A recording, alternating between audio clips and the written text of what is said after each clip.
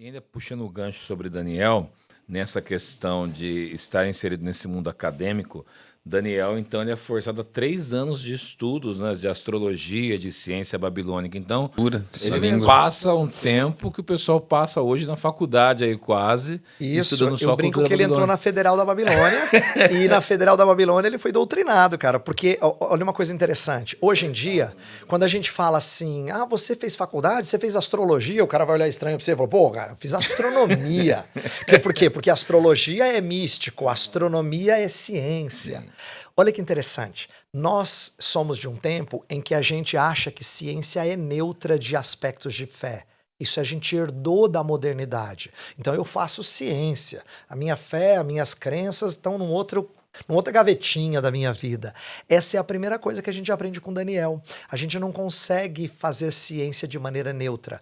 O ambiente no qual ele estava, o que acontecia é que eles estudavam, de fato, os astros. Mas eles também tinham crenças que estavam atreladas a isso. Quando você faz ciência de maneira a desconsiderar Deus, você está fazendo ciência de forma materialista.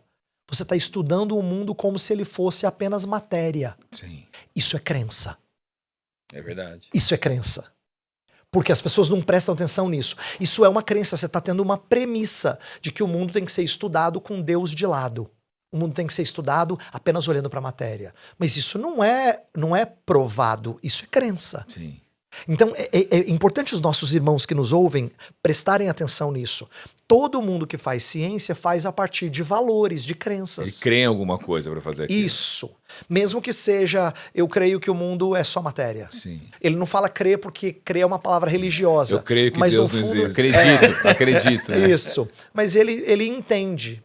Ou, como o agnóstico gosta de dizer, não dá pra gente conhecer. Mas aí ele fala isso mas ele vive baseado em alguma coisa. Ele vive baseado no que ele tem segurança. E o que ele tem segurança? O mundo visível, que é a única coisa que ele acha que tem.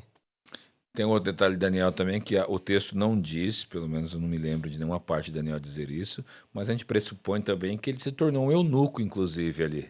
É possível por conta de tudo aquilo que está realmente envolvendo, né? A gente não tem nenhum registro de envolvimento dele com uma mulher e constituir família, mas a gente percebe que, e talvez isso explique, Diogo, por que ele nunca voltou. A gente não tem registro dele voltar. Olha que interessante, o império muda, e a gente sabe por outras partes da Bíblia que quando Ciro, o rei do império Medo-Persa, assume, algumas pessoas voltam por causa do decreto de Ciro. Então a gente encontra isso em outras partes da Bíblia, no final de Crônicas ali, a história de Esdras, Neemias. Então a gente sabe que tem retornos diferentes, em períodos diferentes, mas a gente não tem nenhum registro de que Daniel voltou.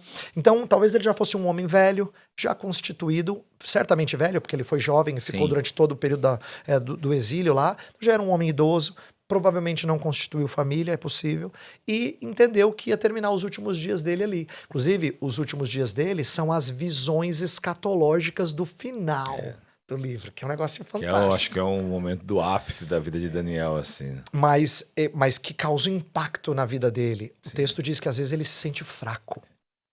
Então, assim, Deus está preparando ele para fazer coisas diferentes. Ele foi um testemunho vivo no reino de Nabucodonosor. Tanto é que a gente tem uma história linda no capítulo 4, né? Deus amassa Nabucodonosor, Hugo. Faz Nabucodonosor se sentir uma formiguinha, cara.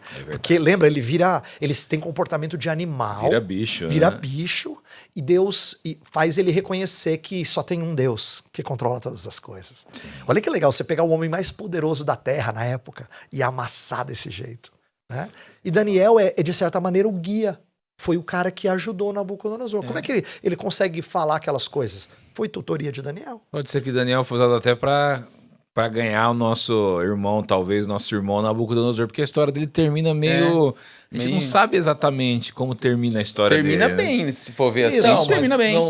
A gente não sabe o pós dali, né? Aquilo não é sacramentado, né? Sim, mas o que é importante a gente entender? Ele se tornou o segundo trabalhou com Nabucodonosor, Sim. ele tem liberdade e ousadia suficiente para contestar Nabucodonosor quando ele tem essa visão.